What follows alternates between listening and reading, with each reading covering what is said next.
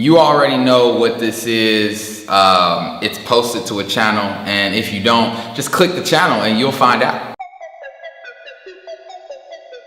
As I was first starting out my entrepreneurial journey, I understood how important it was to be self-directed, to not be impacted by negative influences or allow my thought life to be controlled by anything other than one word: progress. And progress is a fight, because progress is normally fighting forward through some type of adversity. I had every expectation that there was going to be plenty of adversity when I started in full-time entrepreneurship in 2014. 4 years later, I actually understand that I had no idea just how much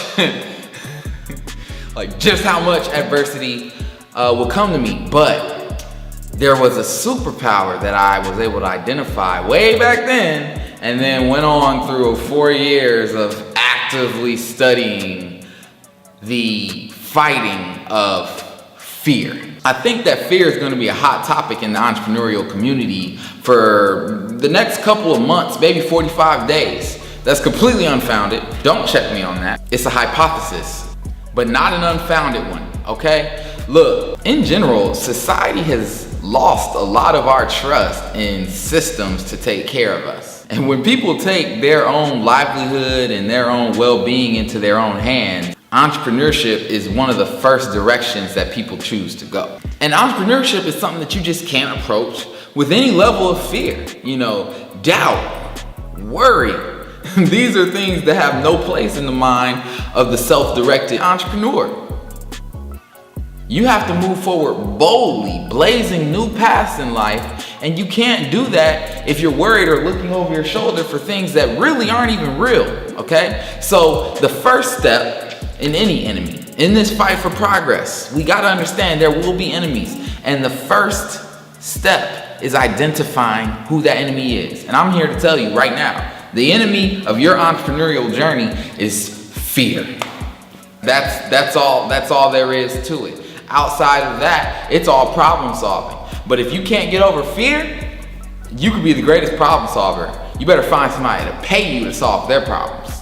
I know I started this series some years ago, so I'll re-release those on my YouTube channel. But let's pick up and go ahead and put it all into focus, like right now, okay? The next fear that you really gotta lock into, and it's really the basis for the rest of the fears. Once you get over the fear of poverty and the fear of criticism, you really do have a pretty short route to finishing this thing out, okay? The first one that we're gonna talk about today is the fear of old age. We all have a connection to this experience on this planet to our bodies. We connect our experience with the body that we're experiencing this life in. And this body is fleeting. This body will leave us. And when that body leaves us, we often tie whatever is happening on the other end of that, or whatever is happening leading up to that, as something completely out of our control. We want to maintain a level of control as far as having a young body that can go out here and do anything that we ask of it, okay? And so get over the fear of old age. Just take care of who you are right now, all right? The second of the last 4 fears is the fear of loss of love of someone. Connectedness is one of the driving forces for humanity. We want to be connected to each other in some way.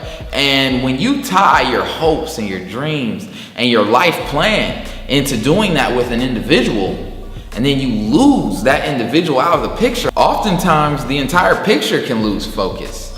And quiet on the set. And I just gotta encourage you, there's bigger and better things than any one person on this planet. Your ultimate connection should be to your purpose and what God has put you on this planet to accomplish.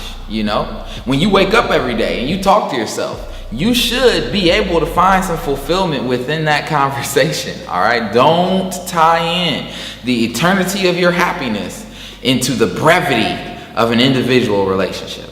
The second to last fear that we gotta make sure that we get a peg on is the fear of ill health. Again, we tie our connection to this experience with our physical bodies. And if we lose function, lose an arm, lose a leg, lose the ability to walk, lose the ability to talk. You know, we start losing the faculties that we believe limit our creativity. There are no limits. Your mind and your thought is the thing that controls your health. Your mind and your thought is the thing that will prevent you from the stagnancy that the fear of loss of health or fear of losing your life in general will put you into. Move forward boldly regardless. Take care of your temple and move forward into execution. Because what's a temple if you don't have worship?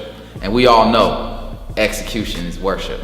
The last fear is the fear of death. You know, that pretty much wraps up our control of this thing, right? And if you look at these last 4 fears, all 6 of them, you know, fear of poverty, fear of criticism, fear of the loss of love of someone, fear of old age, fear of ill health, fear of death.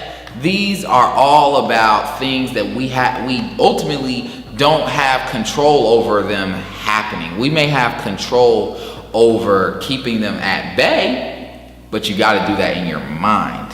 Your hands cannot prevent those things. That's a mental exercise. So think better. Do not fear. Move forward boldly. Know that progress is calling your name, and on the other end of movement is momentum, and on the other end of momentum are rewards beyond your wildest imaginations. You guys have a great day.